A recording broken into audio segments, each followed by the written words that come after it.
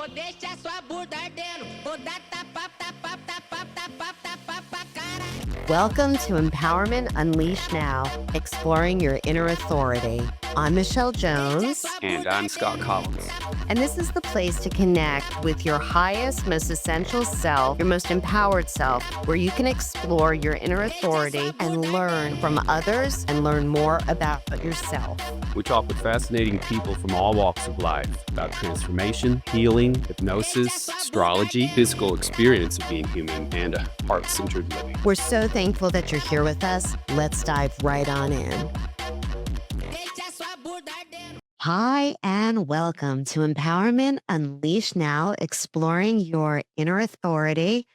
I am your Aries Ascension amigo, here with my brother from another mother. Who are you today? Because I'm a little confused.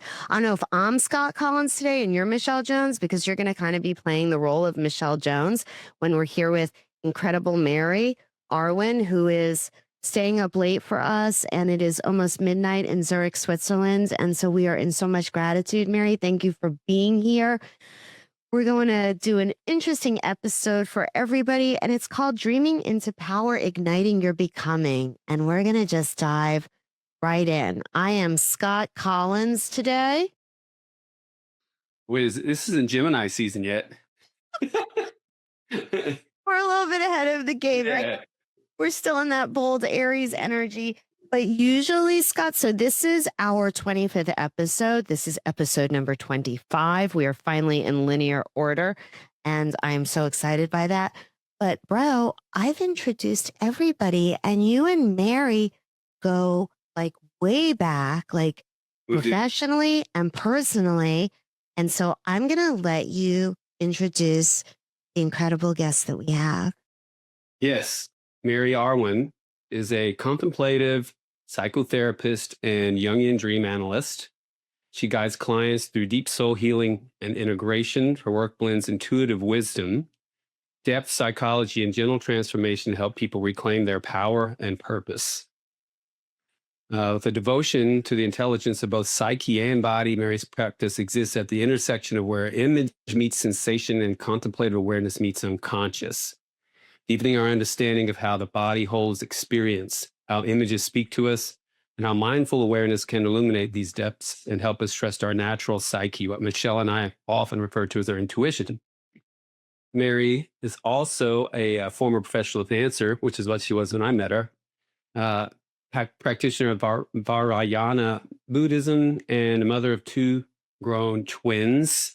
Michelle and I are galactic twins. So on behalf of my galactic Cancer twin Michelle and I, Scott Collins, your humble Capricorn, please welcome to Empowerment Unleashed Now, Mary Arwen. Ooh, waves of love and light to Mary Arwen. Thank you, Mary. You're welcome. I'm very happy to be here. Thank you for inviting me.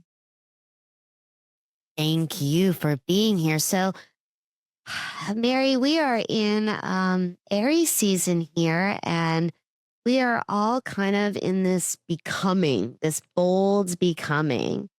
And I think that a lot of the compassion, the mystical insight, you bring a lot in terms of dreams. Yes. And so as a Jungian analyst in training, I'm doing a lot of inquiry with my colleagues into dreams, what the secret side of life really has to show us. And dreams are one of the most natural, most accessible, easiest ways to find out what we don't already know. Or are we remembering what we already know and have known from many ancient parallel lives? I mean, I feel like it's that same part of the unconscious mind that psychedelics can tap into, and trance meditation. Mm-hmm. It's likely where our information from parallel lives resides as well. What are your feelings on that? I don't know everything about parallel lives, and I I don't know, but I think there's plenty reason to wonder, when our dreams are giving us something objective like that, something from a previous life, something from the future. Yeah. And how do you feel about also the aspect that most of the ancient cultures and traditions um, have also referenced dreams as very valuable and insightful? I mean, all the ancient uh, Native American, Yeah. African, like wherever you could go, Yeah. they definitely place value on dream wisdom. And Yes. that goes far back as any recorded history. Yes. I mean, that's really beautiful evidence that as human beings, we really do share something we can call a common psyche. Mm, Jung talks about um, having psychological or spiritual instincts, just like we have an instinct to pick up a crying baby. We have instincts that show up in our dreams that may point to more religious sides of life or artistic sides of life. And it crosses culture, it crosses time. mm. What are some um, how should I say this? What would be some traits or just habits that somebody, a layman or woman, could get into to help let the dreams register and gather that information on a regular basis? So I find that if we invite ourselves to dream, if we invite ourselves to remember our dreams, our psyche can be pretty responsive.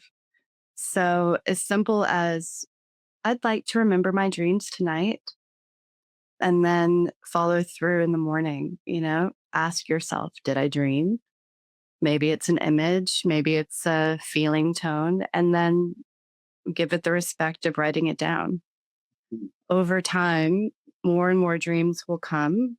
Over time, you'll start to get a sense of your own kind of dream language, what Yeah. certain symbols mean not only to people in ancient times or people in China, that are common to all of us, but specifically what different motifs mean to Yeah. us as an individual.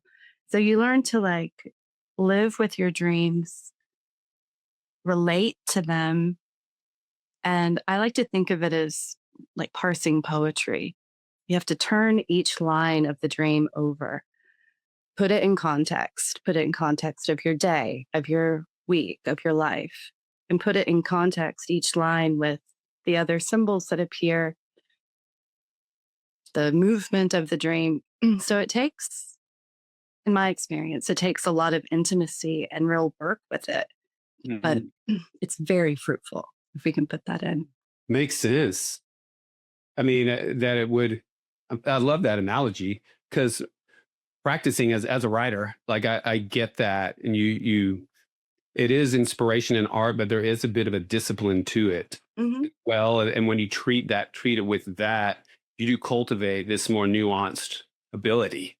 Yeah, really. Do you? And you cultivate a sense of trust, like your psyche begins to trust you that you're Mhm. going to pay attention and it's going to continue to show up for you if you show up for it. Just That's like deep. in a painting Yeah. studio, like Yeah. with writing, if you show up, the inspiration will start to trust you and will come more readily. It's a relation. Yeah. Do you find that upon waking, a tactic like keeping your eyes shut, even though you're awake?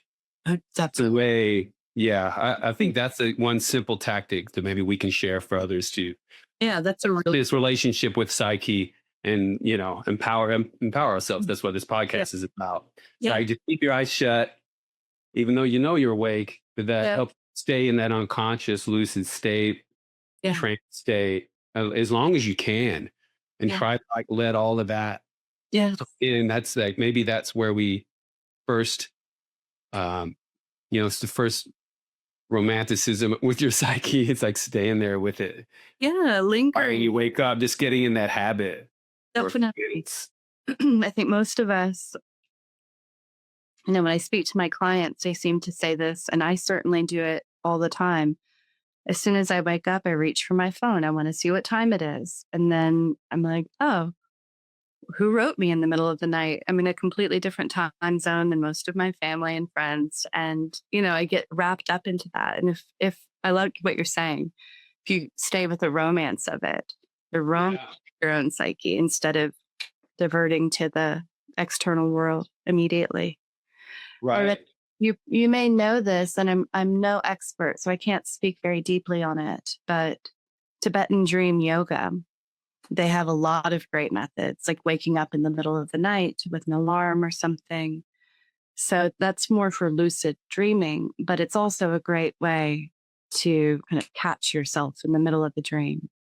So people who sleep not so well often so-called dream better, Yeah. just because they're catching themselves in a semi-awake space. Yeah.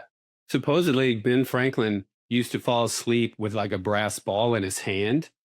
Oh yeah, When he got to that deep state, he would drop it, would fall, and it would wake him up. brilliant. And Or with what you're talking about. Yeah. Makes sense. I should try that. Michelle, hop in here. Yeah, no, I think it's really interesting because I'm probably a little bit of a sleeper like Ben Franklin. I'm somebody that's a little bit up and down. I usually have two sleeps. And, as a hypnotherapist, and just somebody that cares about the other than conscious or the unconscious mind, superconscious mind, higher self. I'm always intrigued when people talk about dreams. And, I think of indigenous cultures and I think of the Aborigines, right? And say that the dream time is the real time. And what we would consider waking time is the dream. And, I know that in, Jungian psychology, like the desires map, of kind of how soul-based perspective, like, the desires that we have that might show up in dreams, like, are those doorways to like our soul, taking us to like a deeper realm that really connects. I would reference the soul self as like our higher self. That's like the self that just keeps going long after the meat suit, is gone. And I just wanted to know, Mary, like kind of where like shadow work, authenticity, desires, the soul, if you could speak to that, because that's just such a brilliant aspect of Jung's work that I think is so unique to him. Yeah. I mean,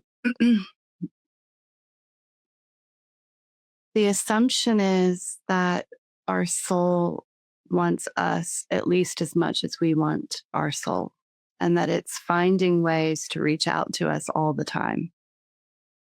And that can come absolutely through desire, through dreams, through negative emotions like jealousy or hate. Right. Some of the shadow. In terms of shadow, exactly. So if we find someone, it's a little lighter than hate, maybe jealousy. If we find someone that we are really envious of, it can be with bravery a beautiful opportunity to find what we've denied in ourselves, what we have assumed or decided or been told is off limits for us. And to, instead of, wanting to destroy that thing in someone else, we can start to cultivate our version of it for ourselves. I love that. And in terms of desire, my first analyst told me, always follow your whims. If you suddenly think you need to take up horseback riding, you should go take up horseback riding. You should at least go touch a horse. because that is your soul trying to tell you something and you don't know what it is. It may be that you want to be a cowgirl. It may be that you want to remember who you were when you were a Girl Scout. It may be that a horse represents, masculine power and you need some more of that. You may just need to be in the sun. We don't know yet, but always follow your whims. I love that advice. I try to pass it on as much as I can. So beautiful. I mean, and I love the way that framed, some of that shadow work as an opportunity for integration when engaging with another. Yes. You know, it's a really interesting thing because like I had a dream recently. Noah and Scott know about this. It's an unusual dream, and I had it twice, Mary. Okay. That's tell you something probably. And so it was years ago. I'll preface this with years ago when I was in a deep trance and I was in an NLP training in Los Angeles for like 3 months. And at the end of it, when everybody's in like deep trance, which I would say is similar to light sleep, they went around the room and they asked people like, hey, how much money do you think that you can make? Because it was NLP, so there were a lot of corporate people that were there. Like how much manifestation? This is a lot of years ago too, so people I think frame things differently. Like 10, like 15 years ago, I think people are like, how much money do you think you can make making it? Yeah, and I don't feel like people speak the same right now language, but essentially it was manifestation, right? And so like I was like one of the last people to answer. And I answered like a rather large number. It was large enough that everybody in the room kind of turned around. They like looked at me and I was like, yeah, there it is. Like it's out there. So I really I've shared that only intimately with a few friends before, but recently I had a very specific dream. Now, Scott is kind of the master dream guy with numbers. Very specific. And so Scott will share some stuff with me about those specific numbers. So Scott, you know where I'm going with the story. What was my dream? Yeah. Was it the 20 million one? What was which one? 15,400,000. Oh, yeah. You had a very specific number. Yeah. It was super specific. And the dream, It's it net was 23, right? Was it net 23? Yeah. And she was 2-degree Gemini rising.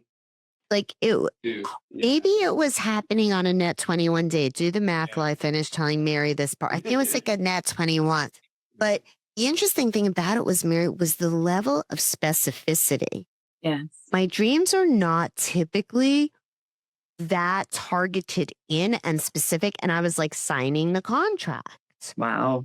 And I had gotten out of my car, which was a white Aston Martin. Again, I typically do not dream that specifically. You and I talked already in the green room backstage. I'm more of a Benz girl myself, but nonetheless, I was in a white Aston Martin. And Scott and Noah were there. I saw their contracts. They were signing. I know where we were. And I was like, where did this come from? Mm-hmm. And for me, you had that dream 2 times. 2 times. And with the second time that I had the dream, Mary, I got a little bit, because I guess I was in somewhat of a lucid state, that I realized I was having the dream again. And I was like, wait, I have a few questions about this. Why are Noah and Scott getting 5,438,000 and not the same amount as me? Mm-hmm. And that's when I kind of hear the voice, either the person or entity on the other side of the table, if you will, that kind of gave the contracts, which I never saw that person, right? I just saw the numbers in writing. It wasn't oral, right? It was written. And then that's when I started, pardon me, but I started messing up the dream. Because you were somewhat lucid, you intentionally messed it up? I don't think I intentionally messed it up. I think I just started asking these questions of my higher self that I should have probably waited till the dream completed. Well, I'm not so sure. Maybe that was it.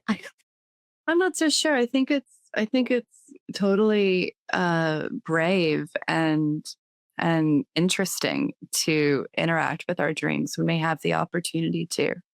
So what did you ask? I asked why Noah and Scott weren't getting the same amount because it bothered me. Yeah, right. So your waking ego kind of overrode your dream ego or kind of merged with it, let's say, and said, "Hey, I object. I want this to be equitable." I was a little bugged by it. You know what Yeah. I mean? Like, I remember the vibe in the dream. Yeah. Yeah. So our dream ego, that's the point of view that we're holding when we dream. It will do things that we might never do. It might murder. It might be heroic. It might come up with a solution that we can't think of. It might have an affair. I mean, it does all kinds of activity that waking us might never do or just might not be ready to do. But it's nice when it shows us a different possibility. In any case, in this dream, the second time you did it, your waking ego wanted to say. It wanted to like right this apparent injustice. Is that right?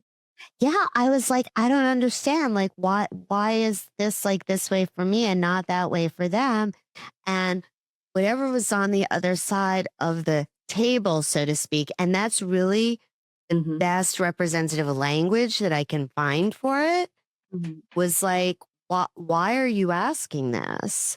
And I was like, I'm asking it because I think it should be like fair. Mhm. And it was kind of like, so yeah, it was a very, very specific dream that showed some aspects of me that I was like, I was proud of that I was asking those questions, right? Yeah. Right. But it was just this, it was just a very interesting part of me that I think I had not realized before that was still like in me. Which part? The part that was so specific and about like the manifestation in terms of like abundance, because typically, like, I don't, money isn't something that I worry about. It's something it's energy. Like, that's what it is. Mhm. And so it's not something that like, it was an unusual topic, shall I say, to come up that surprised me. Yes.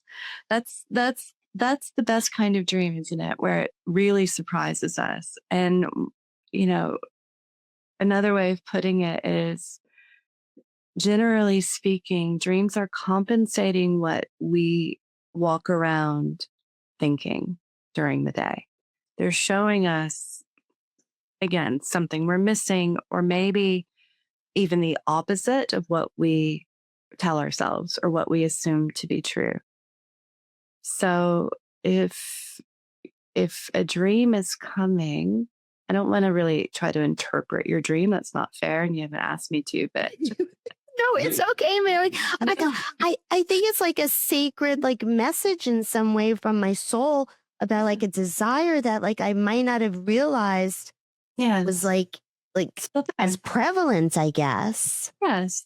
And you may have objected even unconsciously to the first iteration of the dream. Yeah. If that one also was sort of different numbers for you and your team. And so you got a chance to redo it and stand up in a more I don't know, like balanced way between like what you hold during the day, which is money is energy. It's fine. I've kind of let go of something here. A dream that says, no, I still expect a big payoff. And then this third solution, which is yes, and I expect it to be fair. Yeah, it's like a trippy. It taught me something about myself. I'm still sitting with it, as you can obviously hear. And this is what you do with people, Mary. Like, I'm still sitting with it. And it's one of those dreams that I think is, you know how, of course, you know this because of what you do, but there are some dreams that are just kind of like profound. Right. There are. You know, this was one of those that was profound. Yes. You'll probably remember this dream for the rest of your life, and you could possibly, revisit it for the rest of your life and continue to see what it's coming to mean. I'm hoping to visit it in real life, but for everybody to get that, that win. Like, that's what it kind of brought that to consciousness because, okay. So Scott, so like now I really am playing the role of you. So I'm going to like tell Mary like one more like profound dream. Like Scott usually is the one that does this. So I'm going to say like a profound, because I'm not the dreamer. Scott has like amazing dreams, like room numbers, like amounts, like dialed in. You remember everything. And I promise I'm going to shut it after this, but it was about kind of the shadow integration. Okay. Because okay, so I once had this dream. I was on like a tour, literally like on a tour of, let's just say it was maybe high desert, but it was in another country.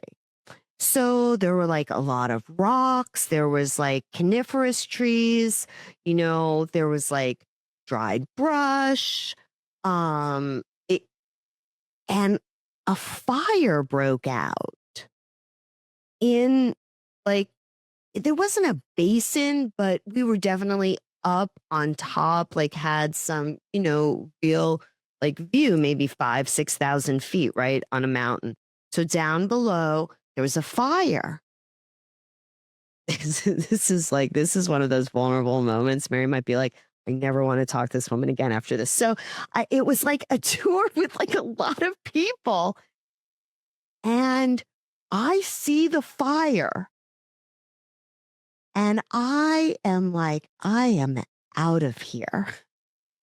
And I'm with like people. It's not like I'm pushing anybody out of the way. I wasn't like pulling like a George Costanza and like pushing people like out of the way, like I'm going first.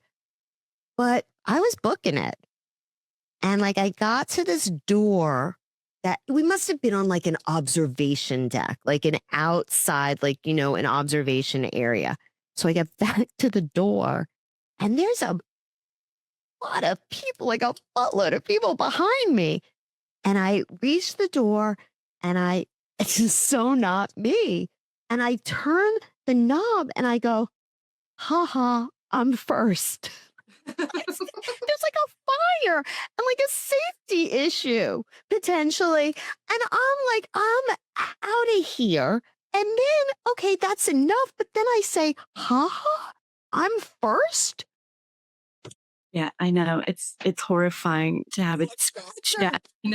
I've murdered a friend in a dream. I understand. The God, Mary. Seriously. But the is very on top. It is a little like emphasizing something. But the first bit, I would say like, you have wonderful instincts, huh? Like, what are you supposed to do when a fire breaks out?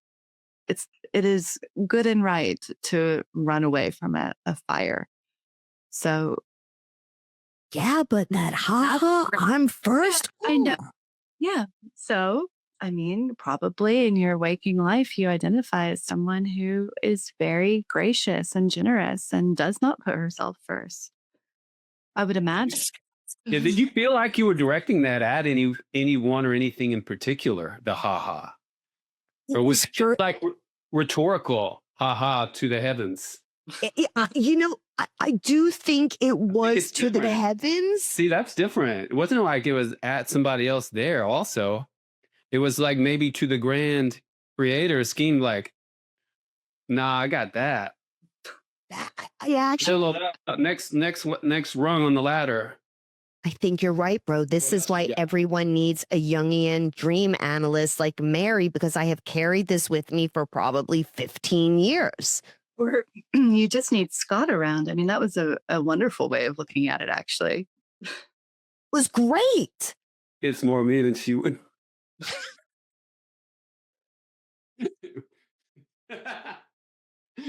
Bum. No,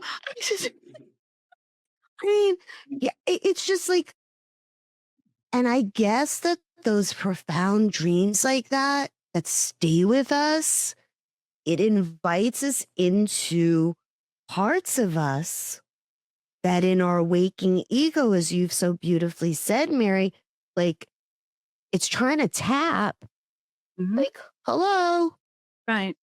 hi. And the question is why? Why would we have a whole other side of our life? Like most of us probably assume that our ego is enough.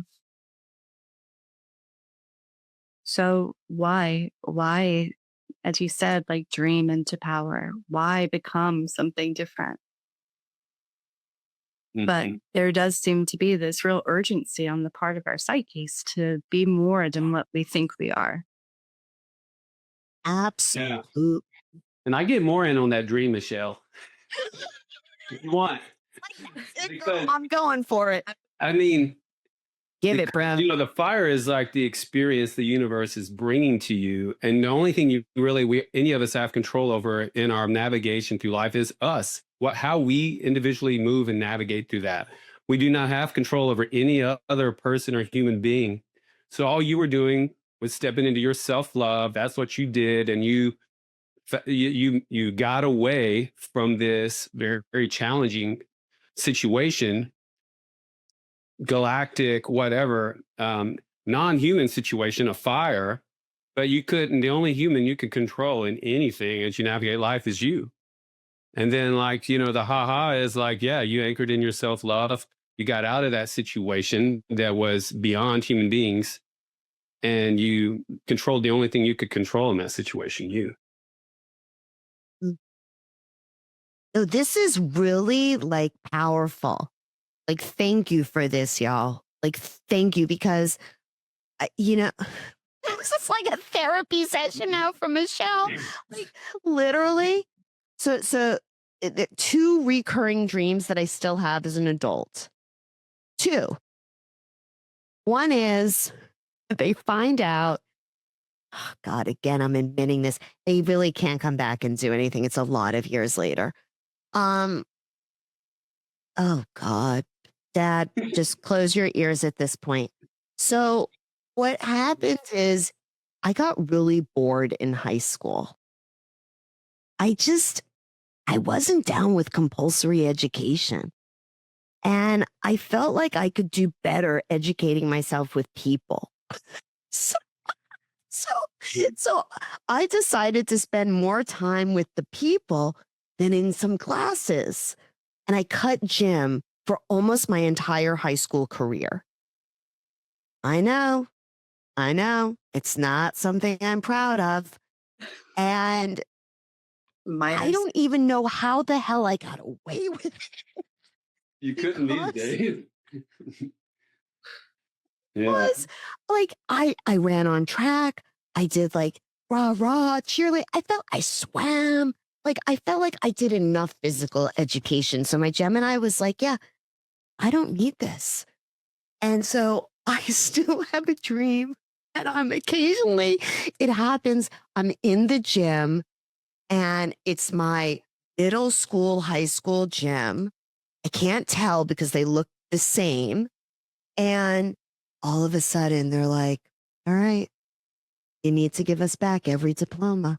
Like that's like a classic dream that you'll hear that people have. Mm-hmm.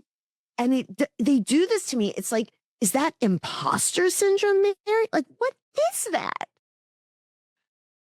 So the other thing would be to consider it like wish fulfillment, which is a little Freudian, but I wonder,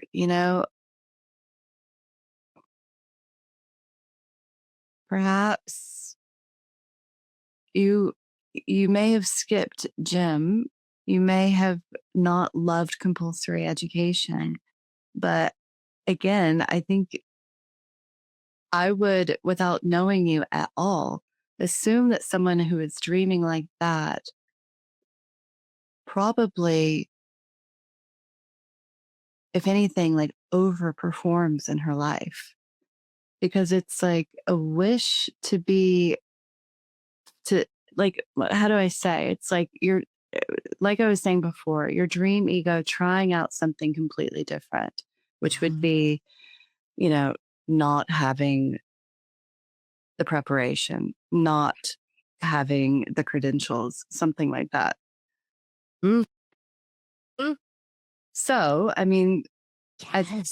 station, it's like, how do you actually, enjoy these minor sins? The fact that you even object to skipping gym, decades later is interesting. Maybe you should have more sin in your life, actually.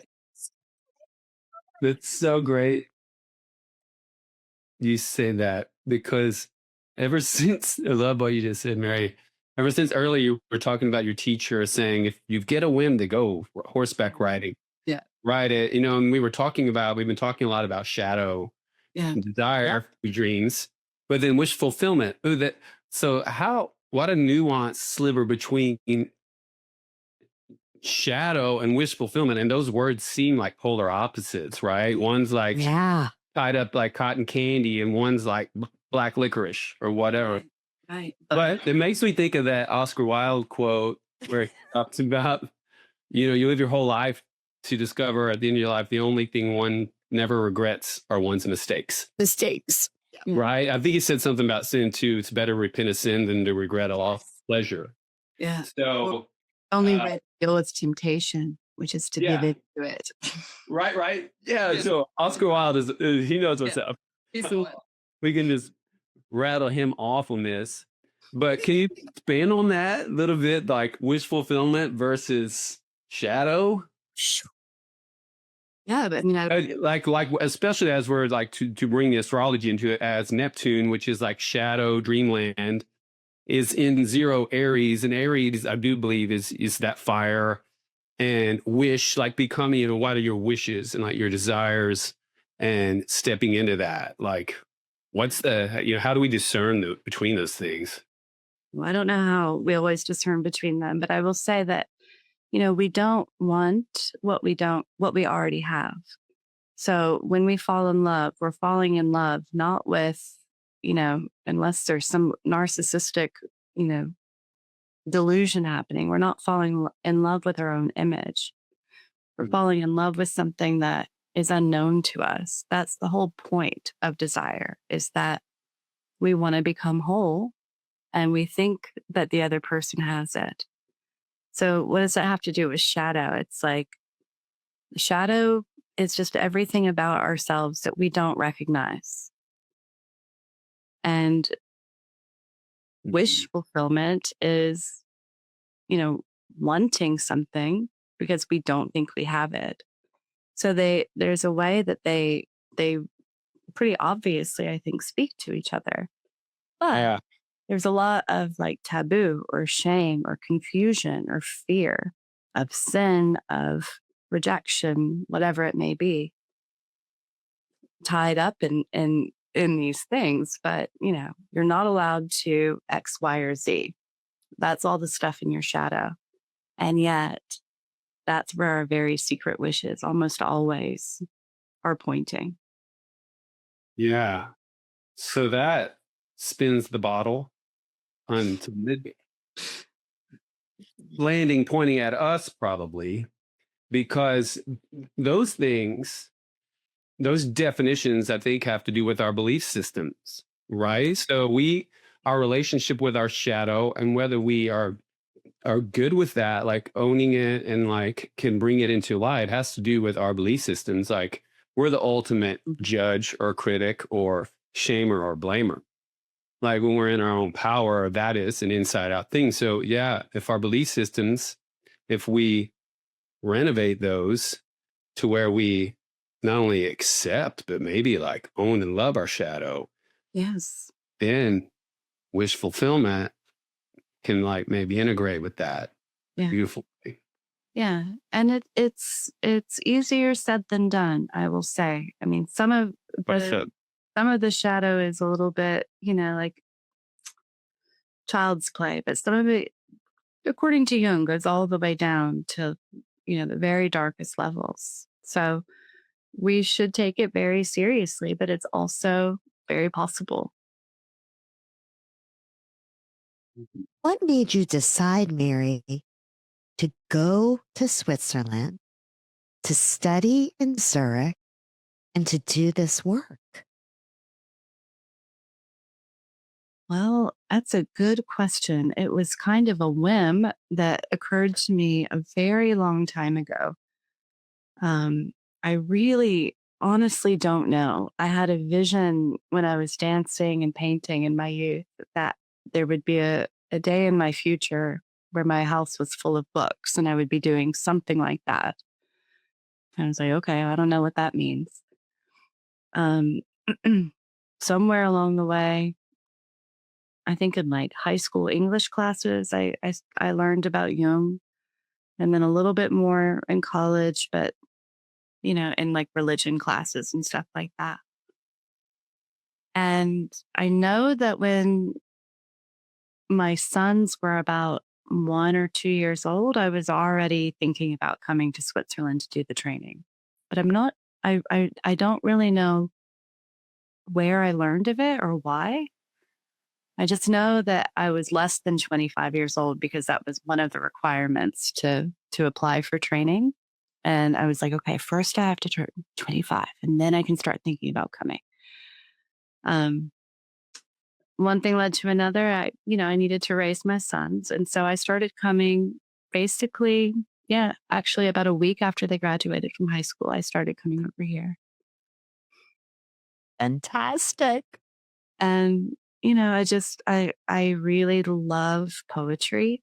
And when I realized that dreams are a lot like reading poetry, reading poetry, it felt like, I don't know, a calling. Beautiful. And such a purist calling because you're kind of at the institute that's kind of the pinnacle, I think, of his work. Well, what's nice about it is that there are people at my institute who worked with his very inner circle. So there may be, I think there's only one man left who ever met Jung, but a lot of people here worked with, his closest circle. So that's really wonderful. A lot of the teachers and the analysts here are in their 80s, and so it's very, very good wisdom. And I'm happy to get to be here while they're still around to share it. What a privilege and a blessing. Sure. It really is. Absolutely. All right. What say you, Dreamweaver, Mr. Specific Dreams with like what people are wearing, hotel numbers, animals, set in a certain time? I mean, you get a lot in, bro. I do. I like it's almost feel like it's too much to unpack. I'm thinking about something that could be immediately applicable to listeners. Is I feel like we can segue into how all this information and relationship with dreams can then lead into healing. You said, Mary, it's pretty serious work, right? It's not something to take lightly. And just to, again, like somewhat segue some astrology into it, another big thing in Aries right now in astrology is Chiron, and that's the wounded healer. And actually, it's at 22 degrees, and the sun, I think on Friday, hits 22 degrees, so to be conjunct Chiron. So I think collectively, there is a big opportunity for a lot of us with Neptune, 0 degrees, Aries, and Dreamland, and then the wounded healer, like the big thing that is that Chiron placement is really important to all of us on our charts. And then I just went through my Chiron return personally. It's like a 50-year transit. how do we use this to help us heal? How do we use this information, this relationship, this trust, developing this trust with our psyche, that we obviously working with a specialist is amazing. Like what we're doing right now, talking with you. But, I guess people can go to podcasts and listen to things, but like what can we do on our own to start even using this as a way to help ourselves heal? Yeah.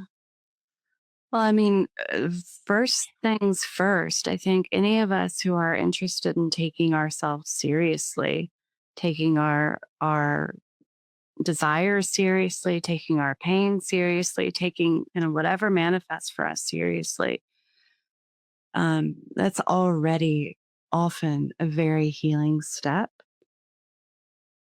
Just by virtue of growing up as a human being, we end up being kind of neglected or confused. And so we can always just start by turning our loving attention to ourselves and being curious and accepting about like what we find.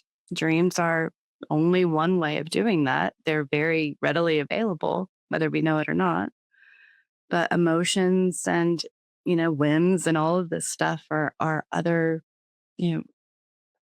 ripe moments for turning kind of compassion to ourselves and interest to ourselves. And then what do we do with it? The answer is always going to be more compassion and more warmth and friendliness we can extend to ourselves. The more information we're going to get, as we open our hearts to any situation, it draws us in, and then we can see more clearly, what is going on with this pain in my stomach? What is going on with this cat who keeps showing up in my dreams? What is going on with this memory I can't let go of? And it draws us in. We can start to look, we can start to see ourselves with more clarity.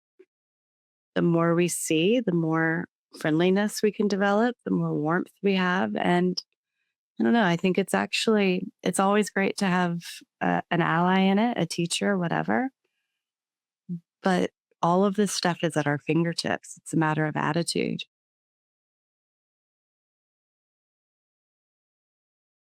Yeah, I don't have anything to add to that. The mic drop. It's a matter of attitude. Yeah. I mean, To ourselves, I just to re-highlight that part of it, directing the compassion and the love to ourselves first. Yeah. Yeah. I mean, and that's another way of thinking of your fire dream, Michelle. I'm first. And sometimes dreams speak in puns, and maybe it was showing you in a cheeky way, something really beautiful.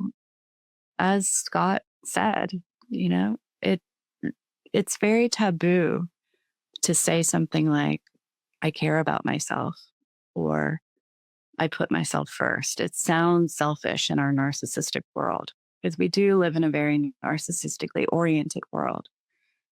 But there's an emphatic need for us to do that with genuine compassion, genuinely saving ourselves from the fire, genuinely looking to see how we're doing, genuinely asking for our dreams to tell us something that we don't know. yeah, I definitely think that, intuitive guidance and cultivating that within ourselves during our waking time, can really support, through obviously, you practice Buddhism and, there's specific breath work, there's specific meditation, there's specific opportunity to focus ourselves in a direction that our intuitive guidance kind of becomes a barometer of our higher self that has nothing but compassion for the earth self, right? And I just feel like some of the actionable steps that listeners can take is identifying first, what is my higher self? What is my unconscious mind? When I'm dreaming, is it representative of a part of my waking ego? Like just some basic questions that you could write down and kind of keep next to the bed, because at times when I've done dream journals, I've just kind of kept pen and a little journal. And, I've even tried sometimes to just write without opening my eyes. That's just totally illegible in my world, though. I already have poor penmanship. So it's like a whole next level of not even understanding what I wrote. And so, but those are just some cool things that I think can help to support us in acknowledging that we are bringing our intuitive guidance forward within us. That to me, coming more of that intuitive is speaking to that, igniting the dream, like becoming the dream, you know, aspects of ourselves that I guess are, and I hate to use like higher or deeper because I don't even want to have to put it in a hierarchical structure to explain it.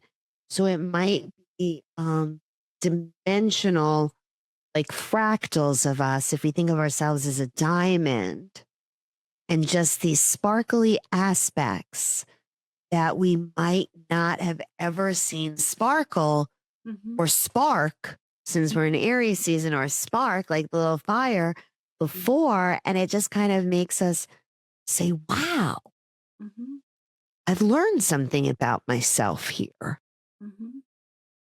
Because dreams are really a tool, if we want to experience it as such, for connecting with a deeper part of us, right? Yeah. I mean, and what is your best practice, Mary, for dream journals and things that folks could be doing at home? I mean, just develop a habit. Yeah. Just find whatever works for you. A lot of my clients kind of speak it into their phones, voice to text. They'll just jot it down on their phone, but that can be distracting. What I do at my best is closer to what Scott was saying about try not to jolt myself awake, reach for my phone and check on the night's news. Right. But actually stay there, linger, roll it over in my mind, taste it, okay, that. And even something as simple as just even a few seconds of that can tide me over until I've had a cup of coffee and go write it down. Yeah. I have a responsibility to write these down. It's part of my studies here to be analyzing my dreams. So I have to do that. But because I have to, there's a certain expectation that I put on myself and a certain discipline, and it works, I remember my dream better because I do that. So anyone can just find their way. Yeah. And I think it's also valuable to point out that anything where we're developing this deeper connection and trust with the unconscious mind, the psyche, will spill over into the other things. So doing this with our dreams, then if you are a meditator, it does spill over into your relationship and ability with meditating. Yeah. Michelle and I refer to ourselves as trance junkies. So like anything, like even conversational hypnosis, hypnotherapy, you can like get into that space a lot easier. And if you work with psychedelics or plant medicine, then you're going to be able to access those things. When you're not in the medicine space, you can use the tools then, because often like you'll get valuable integration information in dreams after working with plant medicine or psychedelics. So like any of these things, it spills over everywhere. Yeah. And art making of all kinds, Yes. Yeah.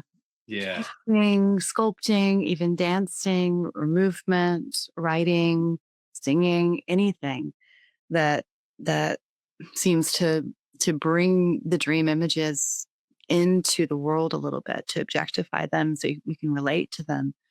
There's another thing we can do, which is kind of continue the dream when we're awake, meaning in a pseudo trance type state, you kind of invite yourself to say, like, what would happen next? It's sort of the inverse of what Michelle was describing with the contract. So instead of bringing wakefulness into the dream, we bring the dream into wakefulness, and we're going to continue.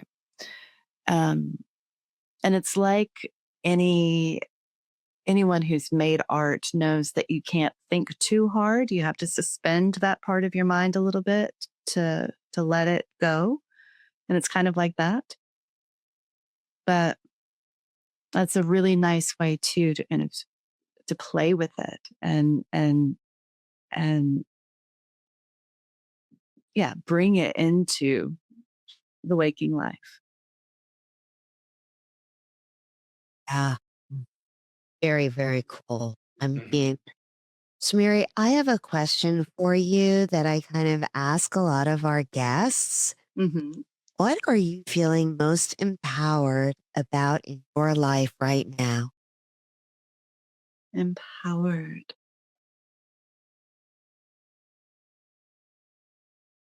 So what does it mean, empowered? Meaning like vitalized? What does it mean? You can interpret that as what's best for you, my friend. I'll tell you then, I think it's this really big change I've made in my life about a year ago, selling my house and recently selling my car. And um, I put it to someone like I liquidated my material life. And the idea behind that for me was I had imbued so much of my life, like my garden, my home, even my car, with a certain amount of soul or spirit. That's fine. That's a wonderful way to live. And it was beautiful. It was working really well for me. But there came a moment where I had to make a sacrifice, had to make a choice between staying in Nashville and moving full time to Zurich. And so I made a very difficult decision to kind of pull my soul out of the material investments I had made and do my best to carry that sense of home, that sense of beauty with me. Carry my garden in my heart. Feel like, I don't have a Mercedes to drive around anymore. So, how do I like move with that kind of power and smoothness and German engineering as I walk down the street? And while it constitutes a loss, it constitutes a lot of grief and letting go, of course, by definition. It is empowering. It's empowering to know that I don't have to depend on material or external reminders for these things. Yes. Very profound answer, Mary. Thank you so much for that. That's like a lot for people to digest, to really shift into a heart space, and that's like what we carry with us wherever we go. And all of that material plane really doesn't always fulfill what we need in that heart, but yeah, we can put those experiences into our heart, take them with us, which just shows it all goes back to the heart. Yeah, it really It's a heart want. Yeah, and it's not to knock the material world, not at all. I think it is so human and delightful to just relish, the beauty of the material world. I I am not disparaging that in myself or in anyone. For me, it was a matter of timing and circumstance and a real demand to make that kind of sacrifice. And it turns out, yes, living in the heart is actually just as fulfilling, if not more so. For me at this time, I can say that. Yeah. Thank you so much. That's a beautiful, beautiful answer. Bro, are you ready to ask anything else of Mary? And No, I just want to extend another deep bow of gratitude, Mary. These are the kind of conversations we'd love to have you back again sometime as you further your studies. And I feel like it is an infinitely expansive world, the dream world. So um, by interviewing you, we get some analysis too. So it's been a pleasure. Like, we'll have you back on. But gosh, no, truly. I mean, what a profound opportunity just to really be able, again, to accept parts of ourselves, as always kind of trying to communicate with other parts of ourselves. yes, it's No there. way that the body, is always trying to communicate, right? To bring about a homeostasis. I think that the unconscious mind is always trying to communicate with those parts of us to bring it into a wholeness, if you will, Yes. in a totality, so we can bring as much of our soul self through as we possibly can, I guess, I think that's part of our soul contract, if you will. Yes. Yes. Yeah. Definitely. For sure. And developing that trust in the psyche, like you talked about, that's the biggest thing for opening that channel where the higher self intuition can connect to our earthly self, like gut and heart. Yes. Yeah. I really love what you said about, romancing the psyche. I think that's so well put because it is like that. It is about kind of falling in love. And by definition, as I said, that means discovering the other. By definition, that means sending compassion and interest to the other, part of ourselves. And by definition, it's, two seemingly opposite spheres making a whole, as you said, Michelle. It's really beautiful. Thank you so much, Mary. So at this juncture, we're going to have Scott lead us on through some affirmations for our listeners that are relevant to this segment. So thank you. Scott, I'm going to let you take it away, my friend. Yeah. Thanks again, Mary.